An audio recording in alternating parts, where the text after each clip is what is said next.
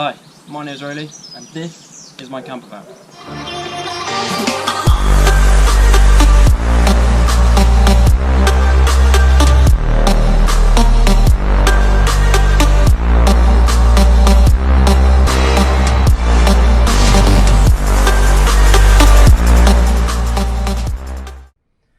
Okay, so here we are inside the van, and I thought I'd start the video off by talking a little bit about how this project came to be and how I ended up with this van.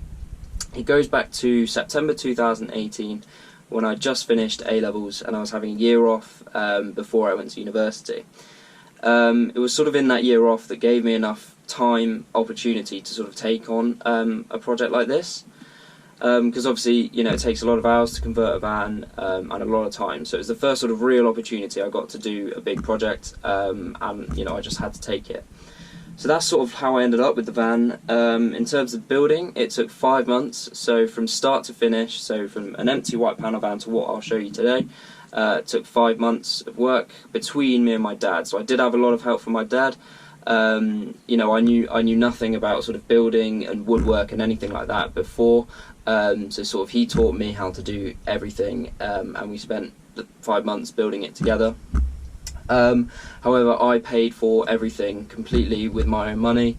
I poured all of my sort of life savings up to the point from when I was 18 into this project, which was a bit of a financial burden at the time, but definitely one of the best decisions I've ever made. But to be quite honest, I think sort of that's enough waffle for now. Later on in the video I'll talk about the costings and literally how much it cost me to do everything, so be sure to stick around for that. But for now I'm going to give you guys a tour.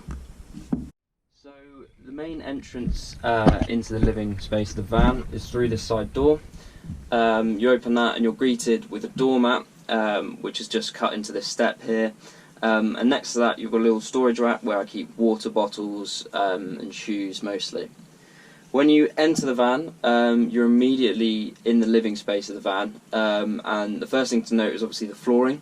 This is actually solid oak kitchen flooring that our neighbour was throwing out when we were building the van, so it only made sense to sort of recycle that and use it. I'm going to start with the front of the van, which is just above the driver cab, where I have two large storage cupboards that are mostly used for food storage. In between those two cupboards I've got a small mirror finish cabinet where I keep toiletries, my toothbrush, razor, etc. And in front of those two cabinets there is this little sort of small shelf which is really useful for chucking loose sort of random things in. Okay, so below that we've got access to the driver cab, which is closed off by these small curtains. This was super important to me when building the van. I wanted to have a way to get in and out of the cab to be able to drive off without actually having to exit the vehicle if I ever found myself, you know, in sort of a sticky situation. Then we've got this bench seat with this fake faux fur on the seat padding. I was sort of trying to go for this like log cabin style vibe when I was building the van, so the faux fur just fit perfectly for that. Below that there are these logs. These are just for show. There isn't a wood burner in the van, unfortunately, but they do hide the fact that this bench does actually double as a storage box. In this storage box there is space for more random bits and bobs, but it also houses all of my electrics, which I'll talk a little bit about now. So everything in the living space of the van, so everything from the driver cab backwards, is a completely separate system to the battery that the engine runs off. So, you know, if I'm running the lights, I'll never have to worry about sort of running my car battery down. So I have 100 watts of solar on the roof, which feeds down a solar charger, and that trickle charges my battery, which is a 130 amp hour leisure battery. From the battery, I then have two voltage systems. I have a 12 volt and 230 volt. My 12 volt system runs off the battery through this fuse box, and then runs my LED ceiling lights, my coloured lights, my tap and the speakers. The battery then also goes into this inverter, which is a 1000 watt inverter, and this charges the 12 volt to 230 volt, which powers the mini fridge and also my plug sockets for sort of charging laptops and cameras. As it stands, I don't really think the sort of power setup I have right now is enough to cover my needs in this van, especially with things like the fridge. That takes up a lot of energy, so ideally to run sort of the setup I have, I really sort of need an additional solar panel on the roof and also an additional battery of a similar size, and then that should be sort of ample power to run everything the way I want to run it. Then we move into the kitchen. So the first thing to notice obviously is the world map. I was unsure when building the van whether I wanted to sort of stain the front of this wood or if I wanted to paint it, and in the end I actually found this map which was pretty much the perfect size, and I just thought that would be perfect for the van. Second point obviously to mention is this worktop. So this worktop's actually an old scaffolding plank that builders use. I picked it up for less than a £5, spent a few days sanding it down, varnishing it and gluing it into shape, and it's just made this really nice worktop which I'm really happy with. So the main part of the kitchen is this Dometic 2-burner sink combo, which is perfect for everything I need. It does the job so well, looks great, and was a really good investment. It was the most expensive sort of single purchase for the van, but definitely worth every penny. And also the glass back actually acts as a splash guard when you're cooking, so obviously I don't damage my wood panelling behind. And then if we move down from the kitchen, I've got this large drawer which I keep all of my cooking equipment in. It makes it super useful to have everything in one place. Next to that I have a little cubby hole which I use for storage, for cutlery, just more random bits and bobs, playing cards, that kind of thing. And then the other side of that drawer I do actually have this 2-bottle wine rack, which isn't being used as a wine rack at the moment. It is just sort of more loose storage. Below that drawer I've got my mini fridge, which was an absolute godsend when I was travelling around Europe. It was so nice driving all day knowing that when I get to my destination I'm going to have a cold beer in the fridge, so that was super important, and it's definitely a must-have. To the right of the fridge is where I keep my fire extinguisher and my carbon monoxide alarm, and to the left of the fridge is this cupboard which I open and I keep the bin in. Behind the bin is where I have access to my water tanks, so I have a 20-litre freshwater tank and a 20-litre grey water tank, which is just the runoff water from the sink. And behind those two is my gas bottle. So I use a 7 kilogram Calor butane tank, and I still haven't had to fill that up yet, and I've had the van 2 years. Haven't obviously been using it that much, so from light usage, you know, it's got more than enough gas in it. Above the kitchen itself, I have this shelf which was actually wood from an old tree house we had, and to be honest, in that shelf mostly just keep sort of herbs, spices, tea, coffee, those kind of things.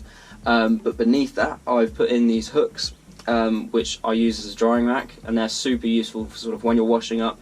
You just finish with what you've done and you hook it onto the hooks, and then it just drips off straight into the sink, so that's super useful. Moving to the right, we've got my light switch plugs. So I've got 2 switches, one which operates the ceiling lights and the other runs my LED lights. You will notice that this left hand wall sticks out a bit. This is because basically behind that is what I have basically called a garage. So, but above that I have 3 storage cubby holes which I use for t-shirts, underwear and stuff, because it's sort of close to hand. When you're in bed you can just reach up and grab them, so that's super useful as well. Moving on to the bed, so the bed is a full-size fixed double. So I use a combination of an old futon and some sort of 4-inch memory foam which I bought to make up the mattress, and that works so well.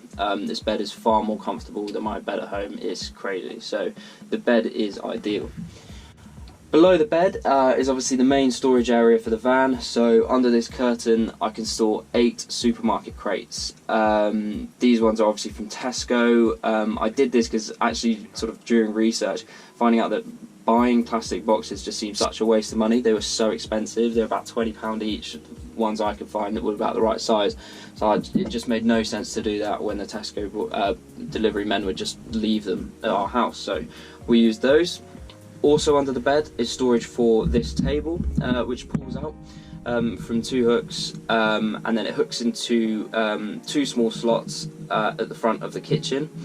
and then this is counter-levered by 2 chains that hold the weight of the table, and I use that for work, eating, everything basically. And then above the bed is the storage for my surfboard, which I strap up to the ceiling through some eyelets. And then above the side door I have this Metolius fingerboard, which is a training board for climbing, so you can do pull-ups on here and stuff. And then I also have this mosquito net that I put across as well. Moving to the back of the van, I have access to obviously the crates from underneath the bed here.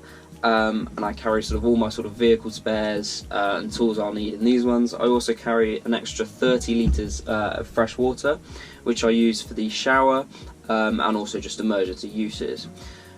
To the right, this is the wet room, or what I like to call the wet room, where I store all of the sort of toys basically. I keep things like my spear guns in there, my fishing rods, diving kit, and you can also fit a bike in there, so if you take the front wheel off and spin the handlebars, you can fit a bike down there.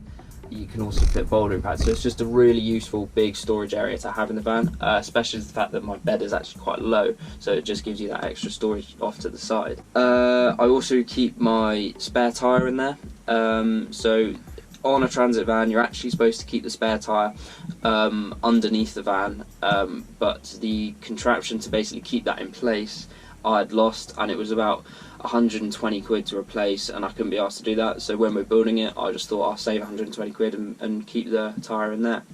I also keep a shower in here, so what you do for this is there is a piece of wood which spans the 2 back doors, from which I can hang my shower bag and set up a shower curtain with magnets so it's blocked off from all 4 sides. You can have hot showers. All you need to do is obviously boil a kettle of water before, and then you've got a shower. So now I've finished the tour, I thought I'd talk a little bit about costings involved. So it is a question I get a lot, you know, how much did the van cost, how much did the conversion cost, and anyone who will have a van will also, you know it is something that people are interested in, especially as they're growing in popularity so much. So I'll talk a little bit about the costings, but I'm also going to talk a little bit about the van itself and sort of the technical aspects. So we bought this van in 2018, September 2018 it was. The van had done 180,000 miles, which is a lot, but other ones that we'd seen on Auto Trader for a similar price had upwards of 300,000 miles on the clock. So we were quite confident after seeing the van that it had a bit of life left in it. So that was that. So the van itself is a Ford Transit long wheelbase high roof, and what that means is that basically anyone under 5'11", I'm 5'10", can stand full height in the van, no problem, and the long wheelbase is obviously just the wheelbase length. This is actually the limit in terms of weight and size of the largest van I can drive. So I'm 20 years old, I've got a standard UK licence, and if you want to drive anything bigger than this, then you need to get, a bigger or a different style of licence. Anyway, that's enough waffle about the van. Let's talk about some money. So I bought the van in September 2018, and we bought it for £1,500. Pretty good price. It was a big investment back then when I was 18. It was the most money I'd ever spent on anything, and it was about to obviously get a lot more expensive with the conversion. When we got it back from the people that we bought it for, we took it to our mechanic, and they gave us some bad news, basically, that it had been sold to us on a bit of a whim, and that the MOT seemed a bit fraudulent, and maybe the van wasn't as safe as it had been made out to, as that it had been sold. So we actually had to spend about £600 getting the van back sort of roadworthy. My brake cables needed redoing, and just a few other sort of safety things to help it sort of make that MOT more valid. We did actually go back to the people that sold it to us when we found this information out, and they agreed to give us about £500 after a very sort of tense phone call, in order to sort of apologise for basically selling the van to us on fake terms. Anyway, but once we passed that hiccup, it was on to the build. So the actual conversion itself, like I said, took 5 months, and in that 5-month time frame I spent £1,300, give or take 50 quid. That was a sort of ballpark figure, which I'd found on the internet as well, which seemed about rough. So I sort of had that estimation, and I sort of had that money in savings, and I just kind of spent roughly assuming that that would be how much it would cost, and it was about right. Obviously you can do a van conversion much cheaper. You've got to remember this is a quite a large van, and so it's going to need more wood and bits and bobs, more wood, more screws, and that brings obviously the price up. So if you had a smaller van, it's obviously going to be less. I could have done it again a lot cheaper, even in the van this size, using more recycled materials, or just changing a few things, not having a fridge, etc. But I thought £1,300 was a pretty fair price to pay for something like this, in the condition it's in. I could have spent more, but at the time I didn't have the money, so I didn't, which was pretty simple. So this is what I managed to sort of make out of £1,300, I guess. But those are the main sort of two upfront costs you get. Obviously, then you have insurance and tax. So I'm 20 years old. My insurance is quite expensive. I pay £1,000 a year, pretty much. It's actually about £90 a month, which I pay for insurance. Because being at university at the moment, I don't actually keep the van with me at uni. It is too expensive to have, so I basically put myself on it for the summer months, and I basically put myself on the van for 3 or 4 months of the year, maybe a month at Christmas, and then 3 months during the summer.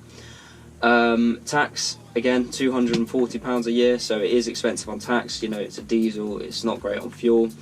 And yeah, so tax is £240 a year, but you can pay that again on a month by month basis at £20, so that's again what I do with that.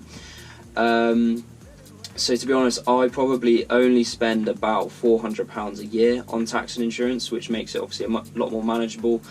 Obviously if I was using the van full time and living in it full time, then obviously that would be a lot more expensive. And then the only other expense really that I've encountered, obviously, is fuel. So I pay about £95 for a full tank of fuel. It's a big tank, and that will get me between 450 and 500 miles, depending on sort of how well I drive it, and how much care I take on the motorway, I guess. But other than sort of those expenses, really, having a van is quite cheap. It's a constant project, you constantly spend money on it, but other than those sort of costs, like I've said, it's a great thing, it's a great investment. So if you are thinking about doing one, go for it, definitely go for it. I mean, I did this 2 years ago now, I've still got the van, I've sort of now forgotten about the money that I've spent on it, it's just become a part of it, and it has just been a great journey to have something like this, and I use it every summer, so absolutely perfect. Other than that, there's not a lot else to say, so I think I'll probably end the video here. Be sure to like, comment, subscribe if you're new, all that good stuff, and I will see you in the next one.